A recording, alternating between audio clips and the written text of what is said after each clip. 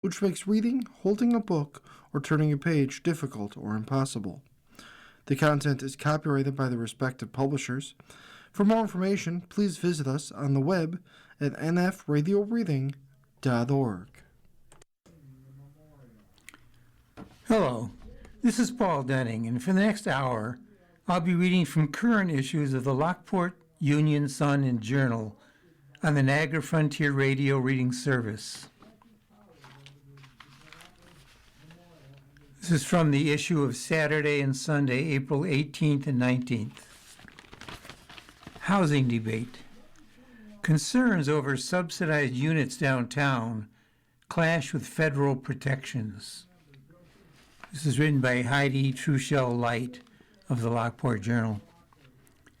Debate over housing in downtown Lockport is intensified as some residents raise concerns about the impact of urban park towers, while legal experts and advocates warn that efforts to limit or relocate similar developments could violate federal anti-discrimination laws.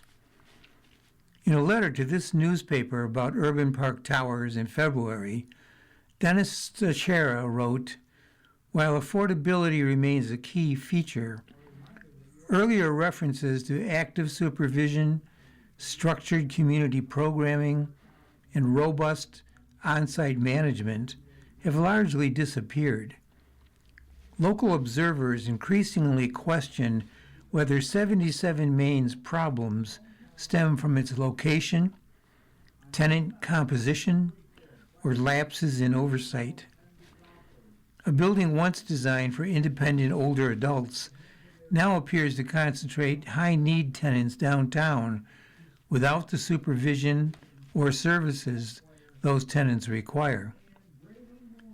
But experts in disability rights say a number of laws prevent discrimination in housing based on form of payment and disability, tenant composition. Furthermore, locating housing for protected groups out of sight is also against the law.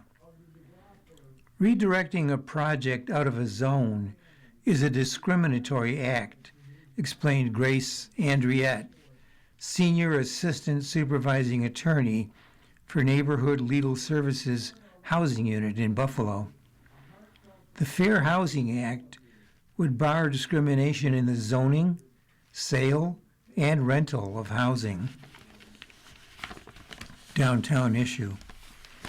Last month, representatives of Pathstone Development said that the city's proposed 6-month moratorium on multi-unit development downtown would quash their proposal to renovate the Bewley building into housing.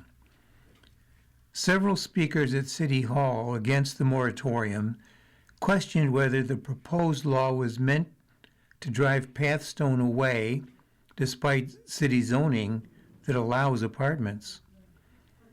The moratorium has since expired.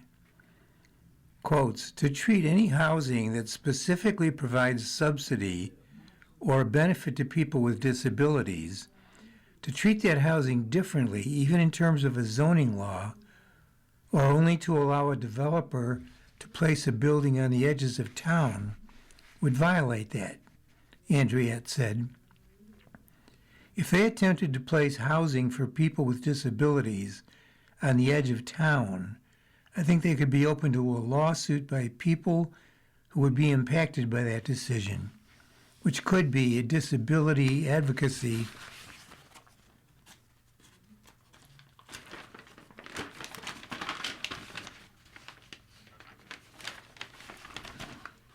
organization or potential tenants. Regarding the frequent complaint that tenants at 77 Main sit in front of the building, Andriette said, "Would that be different if there was a group of women who were congregating? Would the age of the people matter? If it's about people in wheelchairs, it's on its face discriminatory. We tried segregation. We tried second-class citizenship, and it didn't work," added Michael Rembus, Ph.D., director of the Center for Disability Studies at SUNY Buffalo. Disabled people have been removed from society for a long time, sequestered into institutions and mental asylums. Many cities around the country passed city ordinances called ugly laws. Some of the last were repealed in the 1970s. They were mostly laws around vagrancy, but they did contain language that if you were unsightly or deformed, you could be removed from the street. People don't want to see folks who are disabled or experiencing some kind of mental health condition in public. Excuse me. I do think it's the undercurrent that is underneath this desire to remove them and prevent them from spending time on the sidewalk. Mostly, they're perceived as economically bad for business, or they're seen as threatening when more often they're the victims of violence. Andriette said there's a lot of discrimination based on source of income. Quotes, because housing and urban development typically provides funding for people who are elderly and disabled, my guess was the building was intended for both. In many instances, housing for people with disabilities or housing for people who are elderly is housing for people without means. Because of how income and private vehicles intersect, it may be housing for people who don't have access to vehicles. It's important to have housing near transportation lines, in walkable communities, and in safe communities. We should not be putting people without means on the edge of town where there is no transportation. Location's key. For urban park towers, the Bewley Building, the F&M Building, and Harrison Lofts, the downtown bus stop on Locust Street is less than a block away, meeting tenant needs. The Community Health Center of Buffalo is located at the same intersection.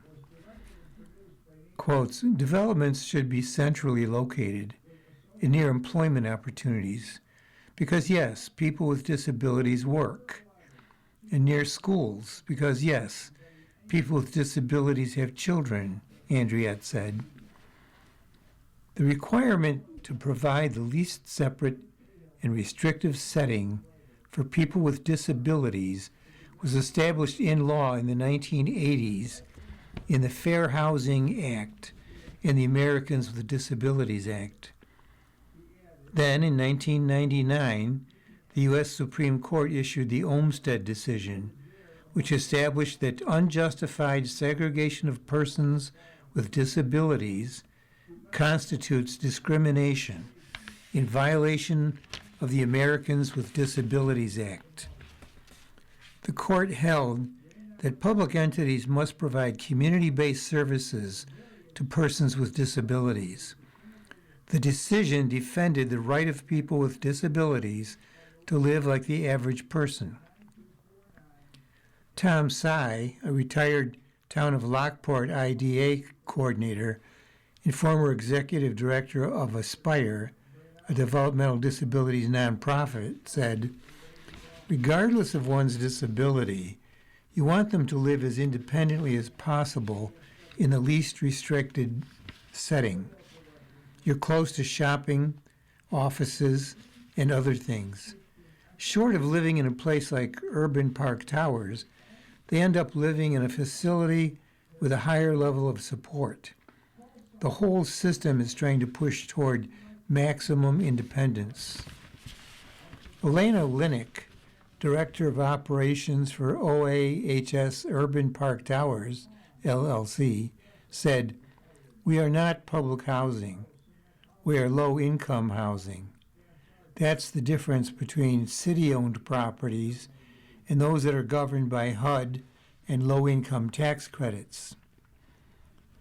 Andriette said housing like urban park towers, developed with HUD monies, is covered by the Federal Rehabilitation Act of 1973 that prohibits discrimination on the basis of disability in programs conducted by federal agencies.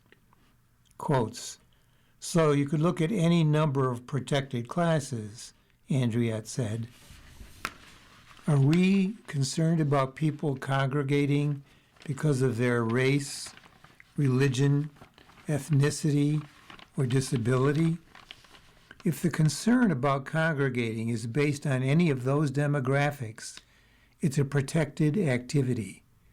If it's about people in wheelchairs, it's on its face discriminatory. Urban Park Towers requires a passcode to enter. Regarding the quality of the apartments, Linux said the building of 150 one-bedroom units was renovated several years ago, replacing kitchen cabinets, flooring, windows, and modernizing the elevators and installing energy-saving light fixtures. We have a social service coordinator at the property, Linux said. It's a full-time employee in addition to the management staff who run the residents' programs. We're independent living, so residents contact transportation for themselves. Renee Matthews, regional manager for OAHS Buffalo area properties, said programs are available to residents between 8 a.m. and 5 p.m. in the building's community room, which has a modern kitchen, couches, tables, and televisions. Quotes, there are nursing stations, fitness centers, and community rooms, Matthews said. In the nursing station, we have Walgreens come in and do COVID shots. In the fitness center, we have exercise programs, and the residents' personal physical therapists can work with them there. We have cooking classes for healthy eating. It's a supportive program that provides health and wellness education programs on an ongoing basis for the residents. But beyond practicalities, Rembus said, quotes, people have the right to live wherever they want to live. They should be able to socialize wherever they want to socialize. You can't forcefully relocate somebody. The country has tried to do that with black folks and indigenous people.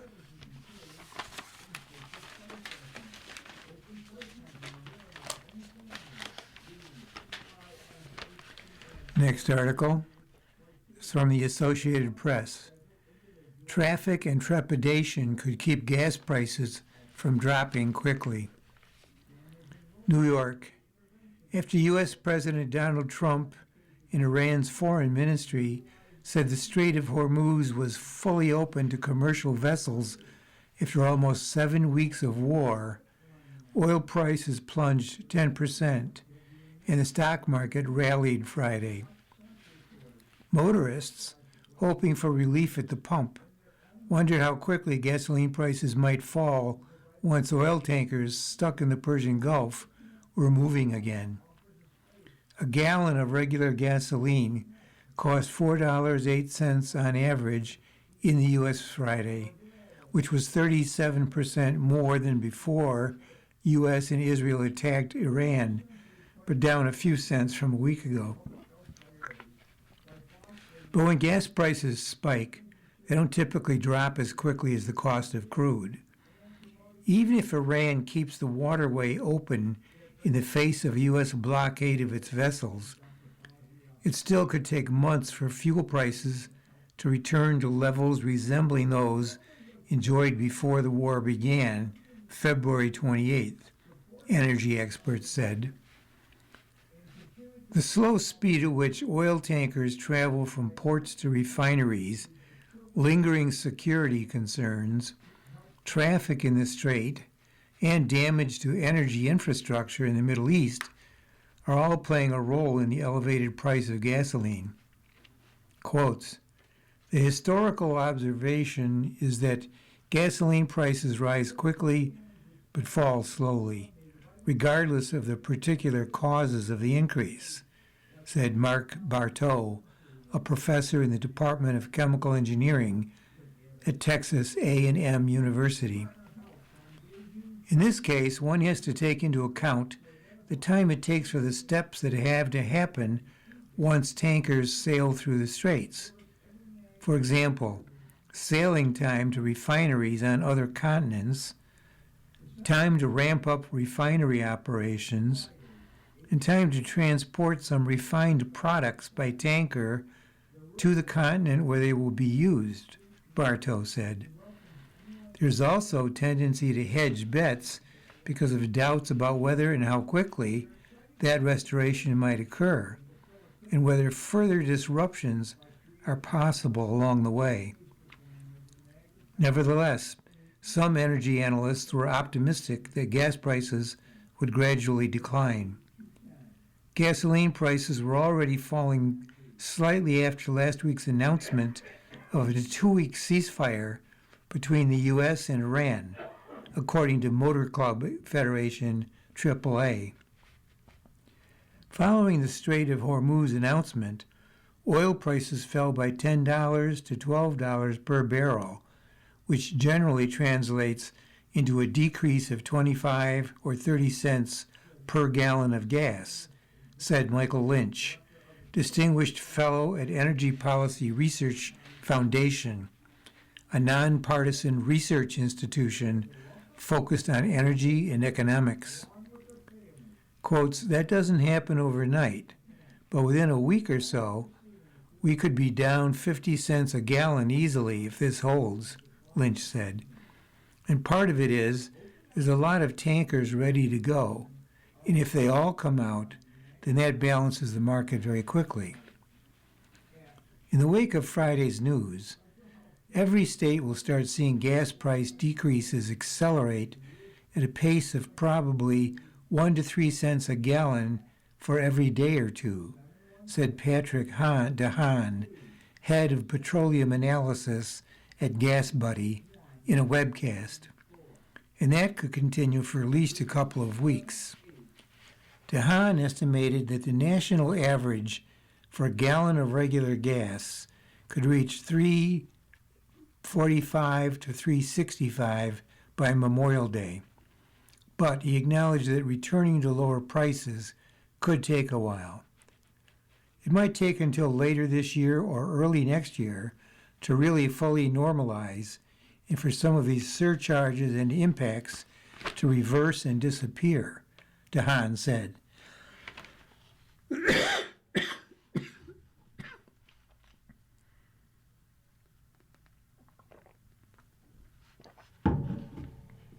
Excuse me.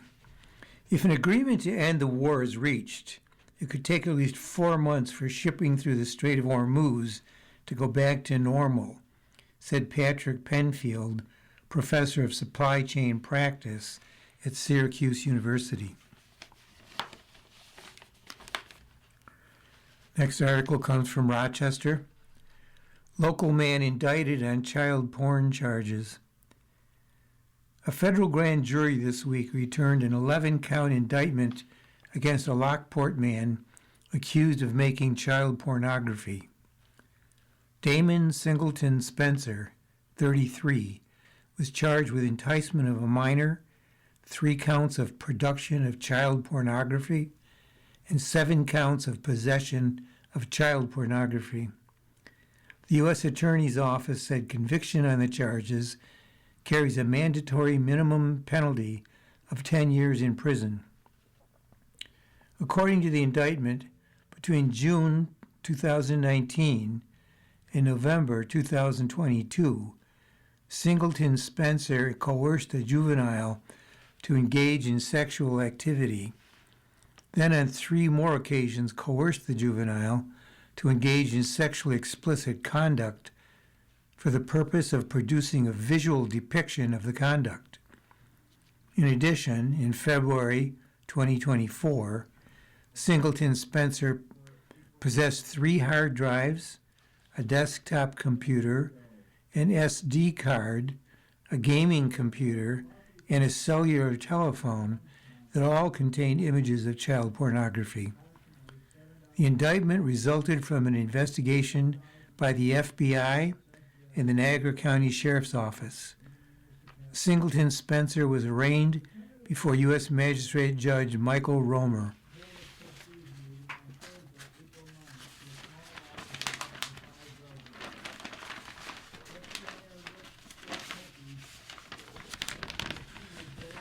Next article is from the Niagara Gazette staff, Robert Creenan. NYPA grid work gets a boost. New York Power Authority, UB team for AI Fellowship Program. As part of its renewable energy transition, the New York Power Authority is turning to college students studying artificial intelligence. NYPA and the University at Buffalo announced Thursday the start of a new AI fellowship collaboration program between the two entities. 9 UB postgraduate students from its Institute for Artificial Intelligence and Data Science will be working with NYPA to get on-the-job experience and help with its power grid modernization efforts. This collaboration with UB reflects NYPA's long-standing belief that innovation happens when we invest in people and empower them with the tools and opportunities to address real-world challenges, said NYPA President Justin Driscoll. Added UB President Satish Tripathi, through this fellowship, the University at Buffalo is strengthening its commitment to advancing AI for the public good by enabling students to apply their expertise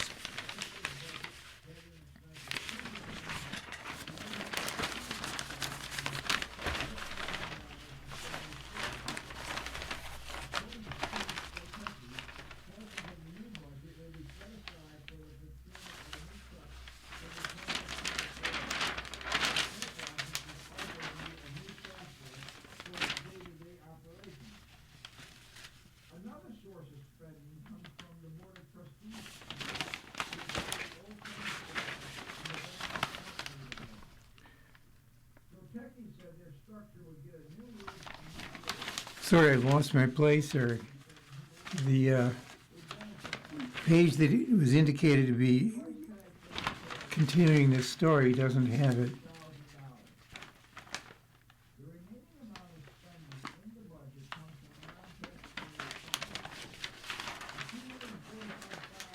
Well, unfortunately, we have to go to another article here. Senate extends surveillance powers until April 30. This is an Associated Press article. Washington. The Senate approved a short-term renewal until April 30 of a controversial surveillance program used by U.S. spy agencies following a chaotic post-midnight scramble in the House to keep the authority from expiring in a matter of days. The measure cleared the Senate by voice vote Friday without a formal roll call, the same way it was approved hours earlier in the House, as Congress raced to meet a Monday deadline and send it to President Donald Trump for his signature. Senate Majority Leader John Thune gave a nod to the political difficulty ahead as they assess options when the temporary extension expires at the end of the month. We'll be preparing accordingly, the South Dakota Republican said. It's all setting up another showdown in a matter of weeks as Congress dives into the surveillance tool that pits Americans' privacy rights against what U.S. officials have long said is a uniquely effective program for the security of the country. The stopgap came after House Republican leaders hurriedly unveiled an ambitious 5-year extension late Thursday with revisions to appease skeptics of the surveillance program, a sharp pivot from the clean 18-month renewal Trump and GOP leaders had pushed all week. But both those Republican bills collapsed, failing to advance, forcing leaders to pivot. Early Friday, Senator Ron Wyden, Democrat, Oregon, a longtime critic of the surveillance system, stalled further action in the Senate as he pressed for changes. Wyden said he has never seen this level of support on both sides of the political aisle and in both chambers of Congress, for real revisions to the surveillance tool, although he did not stand in the way of a short-term extension for now. Quotes, "It's not making a choice between security and liberty. That's garbage," Wyden said. "We're going to show that the two aren't mutually exclusive." Trump, House Speaker Mike Johnson, and the White House had spent the week trying to line up support for an 18-month renewal of the spy tool with no changes. But holdouts held firm, forcing a late-night scramble. GOP leaders in the House rushed lawmakers back into session late Thursday for a series of back-to-back votes that fell apart before pivoting to a stopgap to keep the program from expiring Monday. First, they came out with a new plan that would have extended the program for 5 years, with revisions. Among the changes were new provisions to ensure that only FBI attorneys could authorize queries on U.S. people, and to require the Office of the Director of National Intelligence to review such cases, said Representative Austin Scott, Republican Georgia, during the debate. That plan also would enhance criminal penalties on those who unlawfully conduct such inquiries or disclose the surveillance information, Scott said. It provides a way for members of Congress and certain staff to access the proceedings of the Foreign Intelligence Surveillance Court, which handles such requests. But the final product, a 14-page amendment, did not go far enough for some holdouts in either party.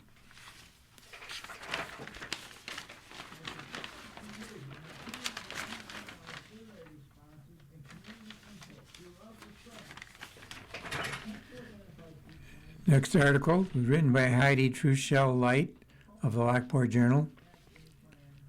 Newtown Community Rec Hall to be center of attention.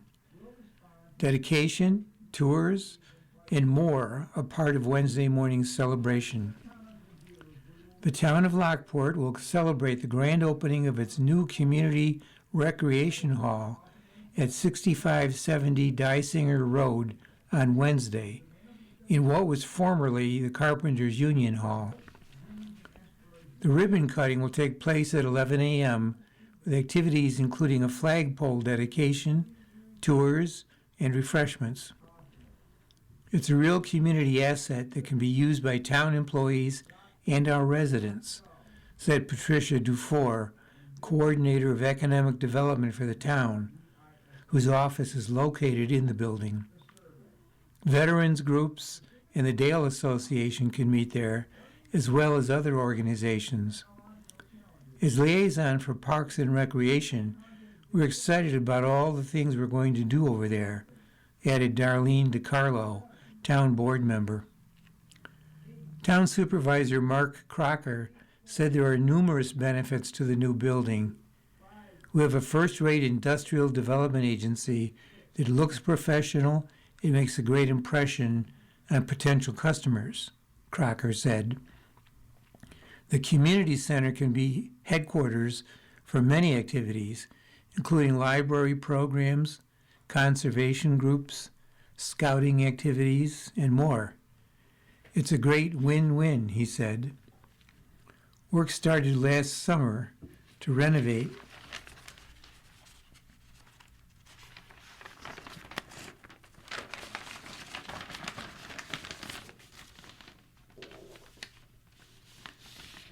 the nearly 4,000 square foot, two-story building from the demolition phase to finish work, Dufour said. That included reframing metal partitions, installing insulation and drywall, painting and flooring. The project also required electrical wiring, installation of lighting, bathroom plumbing, drinking fountains, HVAC ductwork, and ADA-compliant features. The building has been furnished with conference tables and chairs, with space left over for engaging activities.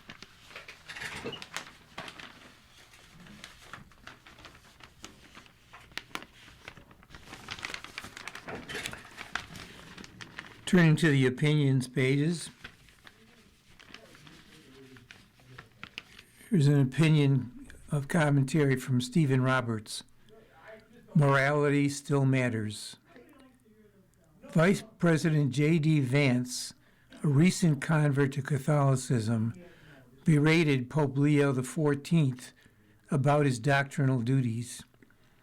The Supreme Pontiff, Vance lectured, should, quotes, stick to matters of morality and avoid politics. Well, yes, the Pope is clearly focusing on, quotes, matters of morality, and that's precisely why his voice is so valuable.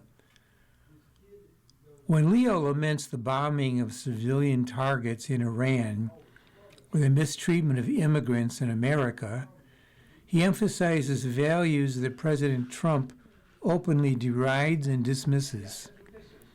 Trump views all relationships and decisions as purely transactional. He measures consequences on only one scale, how they help or hurt him, and he scorns any moral principle that contradicts his own judgment or benefit. When New York Times reporters asked Trump last January, quotes, if there were any limits on his global powers, the president replied, yeah, there is one thing, my own morality, my own mind. It's the only thing that can stop me. He then added, I don't need international law. Trump's close advisor, Stephen Miller, is even more blunt about his moral-free mindset.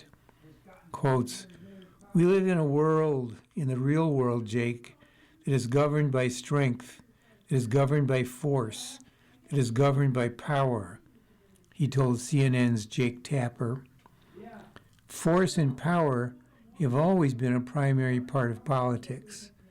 But if they are the only influences, if might always makes right, then the inevitable result is a climate of constant chaos and permanent peril. That's where the Pope comes in. Born Robert Prevost in 1950s Chicago, he knows more about American politics than any previous pontiff. Leo has denounced Trump's crackdown on undocumented immigrants as, quotes, extremely disrespectful, and noted that many of them have been, quotes, living good lives in this country for 10, 15, 20 years. Accordingly, he added, we have to look for ways of treating people humanely, treating people with the dignity that they have. The Pope condemned Trump's threat to annihilate Iranian civilization as, quotes, truly unacceptable. And on Palm Sunday, preached that God, quotes, does not listen to the prayers of those who wage war, but rejects them. Trump has lashed back, posting, I don't want a pope who criticizes the President of the United States, and adding, I don't think he's doing a very good job. I am not a fan of Pope Leo. The animosity is clearly mutual. Leo borrowed a media trick from Trump, telling reporters on his plane as he flew to Algeria, quotes, I have no fear of the Trump administration or speaking out loudly of the message of the gospel, which is what I believe I'm here to do. Leo has no fear because popes, like federal judges, have lifetime appointments and can't be bullied by Trump's usual threats, media attacks, primary opponents, legal battles, etc. Moreover, Leo's words are rooted in a value system Trump is incapable of understanding. Charity and mercy, concern for others, and the innate dignity of every individual. Reverend Antonio Spadaro, a prominent Vatican official, described the Pope's role in his social media post. Quotes, this is where the Church's moral force emerges, not as a counterpower, but as a space in which power is judged by a standard it does not control. Leo does not respond on the terrain of polemics, and for that very reason remains beyond its grasp. He is free, and that freedom, unarmed and disarming, is perhaps what most unsettles, and at the same time, what matters most. This matters most because Trump is squandering one of this nation's most valuable assets, its reputation. Instead of making America great again, he is doing the opposite, degrading America's role in the world as the primary defender of human rights and the rule of law. For all the flaws of this country, it remains a beacon to many around the world, argues the New York Times editorial. America's appeal stems not only from its prosperity, but also from its freedom and democratic values. Mr. Trump has undercut those values for his entire political career, and perhaps never more than when he made odious threats to erase Iranian civilization. Americans are starting to grasp the dire consequences of having a leader who lacks a moral center. When a recent YouGov poll asked voters to pick words that apply to Trump, clear majorities said arrogant, opportunistic, reckless, dishonest, and corrupt. Only 27% described him as honest, and 23% as compassionate. So it's true. Pope Leo is sticking to, quotes, matters of morality. And thank God he is. Stephen Roberts teaches politics and journalism at George Washington University.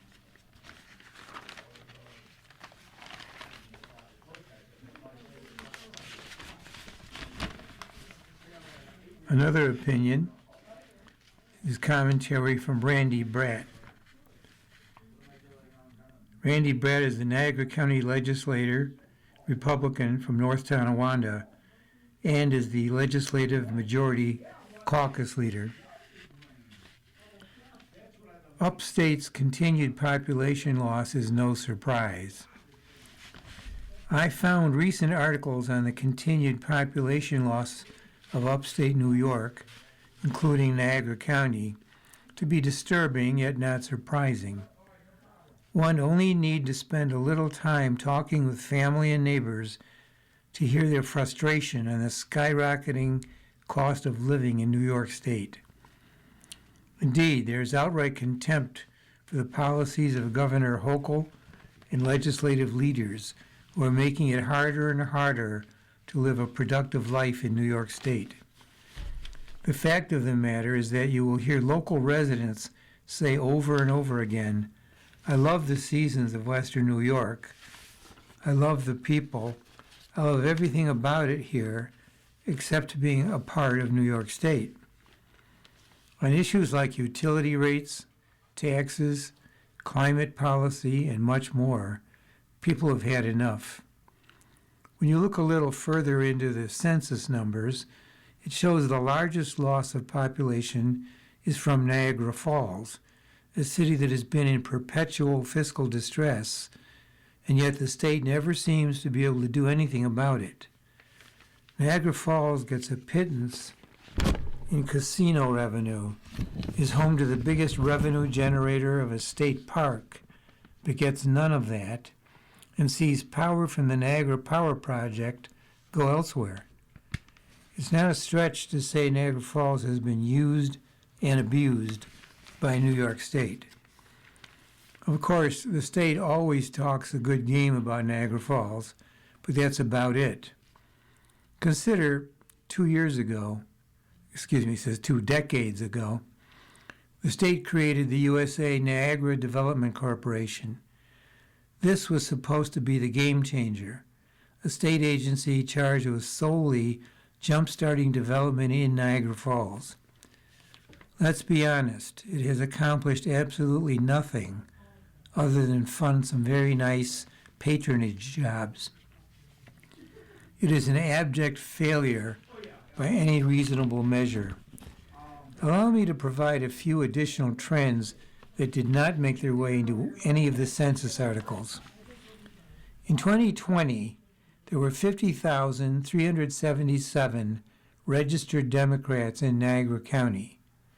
Today, there are 48,208, a loss of 2,169 voters.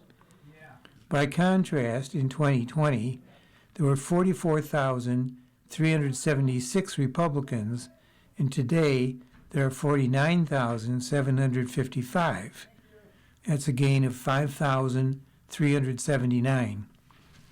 Why such a dramatic swing? Because the people in Niagara County are either abandoning Governor Hochul's Democratic Party or leaving the state altogether because they recognize state government does not care about them and only cares about placating socialist radicals in New York City. For example, their radical climate agenda forced the closure of the coal-fired power plant in Somerset, which employed hundreds of people and was our largest taxpayer. What did we replace it with? Hundreds of acres of unreliable solar panels on once pristine farmland that cannot produce nearly enough power. And what did we get? The highest utility rates in the country.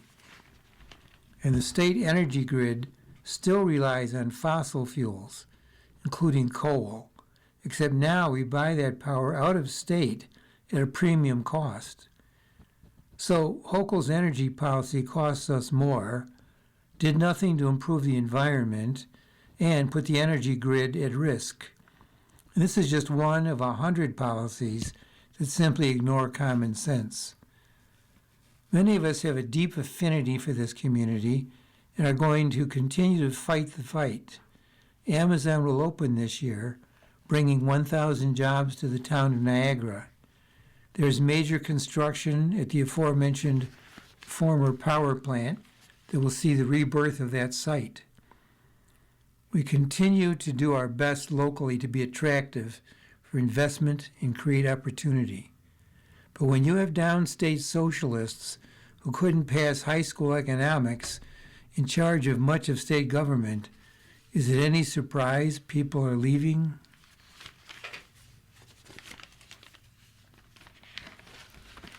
Also from the opinions page, Cheers and Jeers article. Cheer, about the emerging new Keenan Arena. Wow. Every time there's a new news update on all that it will have, we're more eager for the opening. In Keenan Center leadership's comments about confirmed and potential plans following the scheduled September 21 grand opening, most striking is their emphatic commitment to making the arena a place where there's something for everyone. At 64,200 square feet, the arena will be the biggest event center in Niagara County. Staff are already looking to book 2027 concerts by nationally known acts while exploring the feasibility of a wedding expo, an RV and boat show, an animatronic dinosaur exhibition, the sorts of events we haven't seen in Lockport in many years or at all. The leadership's, quotes, wellness approach to arts and recreation is another way it's creating space for everyone, whether one's interest is in an art, craft, or self-improvement, a small group setting, the gym and fitness center, or a reimagined computer classroom that will be more like a gaming center where young people, each doing their own thing, can do it together. The energy, the optimism, and the unabashed caring for the community that accompany its design and business plans have already made the new Keenan Arena a bright spot in Lockport. Cheer. The new Fane and Alcott Beach Tourism Board is this year's recipient of the Excellence in Tourism Award given by the Niagara USA Chamber of Commerce.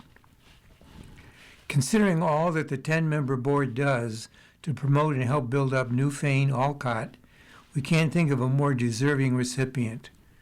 Led by Chairman Gina Guido Redden, these data-driven volunteers work together to entice fishermen and families, day trippers and vacationers, to visit Newfane and discover its charms, from Alcott Harbor, Alcott Beach, and the boardwalk to multiple tour trails, historic sites, and too many festivals to list here. The board also manages Lakeview Village shops at the beach and takes charge of recruiting new tenants with an eye on spurring second storefronts for popular retail businesses in the region. Coordinating with the local businesses and organizations that provide the merriment and memories, the tourism board has helped make Newfane Alcott a bona fide destination from late spring into fall every year. Congratulations, Gina, Kate Banks-Orr, Chris DeGlopper Banks, Christine Kellerman, Barb Miller, Jim Sansone, Ann Schultz, Janet Steggles, Jane Volpel, and Stella Wilson. JEER. A new survey by the American Farm Bureau Federation finds that 70% of farmers in the United States presently can't afford to purchase enough fertilizer to get them through the 2026 growing season. The survey, conducted earlier this month among more than 5,700 farmers from all 50 states and Puerto Rico, also had 94% of respondents reporting their financial condition has worsened or remained the same since last year, which wasn't a great year. New York Farm Bureau President David Fisher attributes the gloomy outlook to a combination of events, including spiking fertilizer and diesel fuel costs and new whopping delivery surcharges, all products of the senseless U.S.-Israel, quotes, military operation against Iran, on top of Trump administration-induced farm labor shortages and tariffs. The fertilizer situation threatens lower yields for farmers and higher prices for consumers, who are already feeling the pinch from the same events. Collectively, it's the price we pay for Congress not asserting its authority in matters of trade, immigration, and war.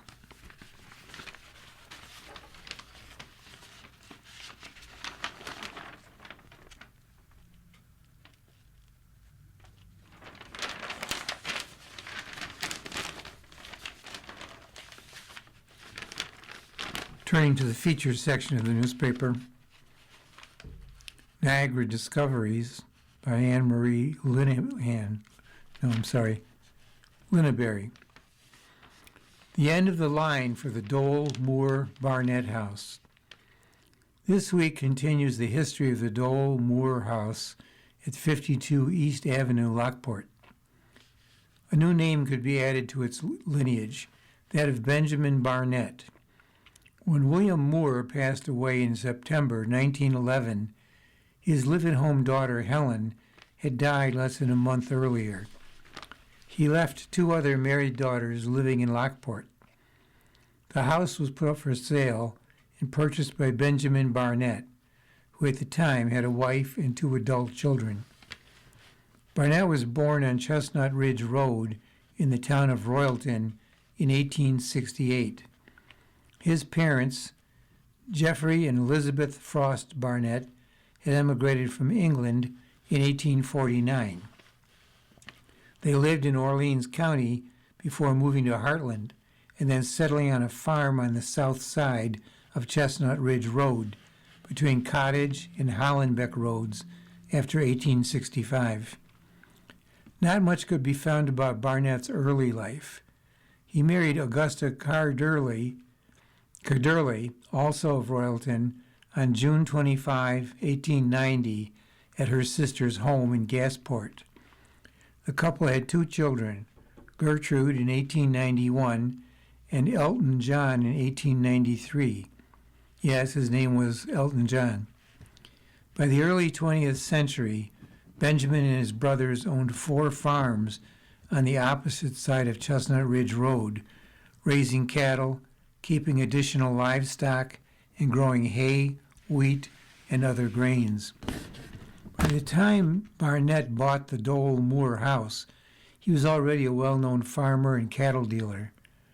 From notices in the personnel's column of the newspaper, it's clear that the Barnetts enjoyed traveling. One notice from November 20, 1922, indicated that Augusta, Gertrude, and Elton had motored to Florida and that Benjamin was leaving for New York, presumably by train, and then taking a boat to Miami to meet them. It said the family had left Lockport on November 6, and they would be gone for 3 months. The Barnett children lived and traveled with their parents until they married later in life, Elton in 1927 and Gertrude in early 1942. Her husband was Charles Lingham, vice president of Federal Mills. Unfortunately, the marriage was short-lived. Charles died unexpectedly on June 29, 1942. Not long after his marriage, Elton moved to Palm Beach, Florida, where he spent the rest of his life. Barnett experienced some losses over the years, including the destruction of 2 barns in 1922 from a lightning strike, resulting in the loss of $9,000 worth of animal feed. In 1939, 4 barns were lost in what was believed to be an act of arson. This time, the damage was estimated at $15,000 to $20,000. The glow from the fire was so bright it could be seen as far away as Lewiston and Niagara Falls. Curiosity seekers from all parts of the county caused a mile-long traffic jam on Chestnut Ridge Road in both directions. 8 years prior to that disaster, Benjamin and Augusta had divorced after 41 years of marriage. Barnett retained the house at 52 East Avenue, and Augusta moved to Cottage Street. She passed away June 1st, 1942, less than a month before Gertrude's husband, Charles. She is buried in Cold Spring Cemetery with her daughter and son-in-law. On the 1940 U.S. Census, the occupants at 52 East Avenue are Benjamin Barnett, Pearl Kolb, her 2 minor children, and 3 men. By this time, the home had either been made into apartments or Barnett had taken in boarders. Barnett passed away at his home on March 27, 1945, and is buried in Chestnut Ridge Cemetery in Royalton. Not long after his death, it was revealed that Barnett had left almost his entire estate to his housekeeper, Pearl Kolb. This included the house at 52 East Avenue and his farms on Chestnut Ridge Road. Barnett's son, Elton, briefly contested the will, but it was withdrawn after, quotes, an out-of-court property settlement, the nature of which was not disclosed. Kolb died on December 15, 1945, after an unsuccessful operation, leaving her 2 teenage children. Following Kolb's death, the more than 100-year-old stone house at 52 East Avenue was purchased by Paul Reynolds, a local realtor who operated a funeral home next door at 46 East Avenue. Reynolds converted the house into apartments. In 1963, he sold both properties to developer George Bewley, who planned on building a plaza on the site as the first project for the Lockport Urban Renewal Agency. The house taken down was later that year.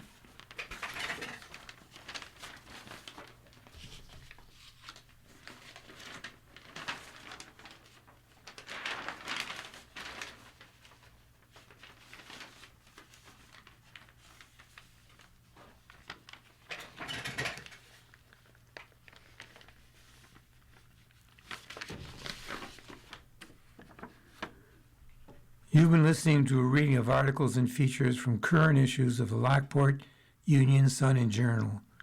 We read from the Lockport Union-Sun Journal every Saturday at 5 p.m. Your reader has been Paul Denning. Thank you for listening.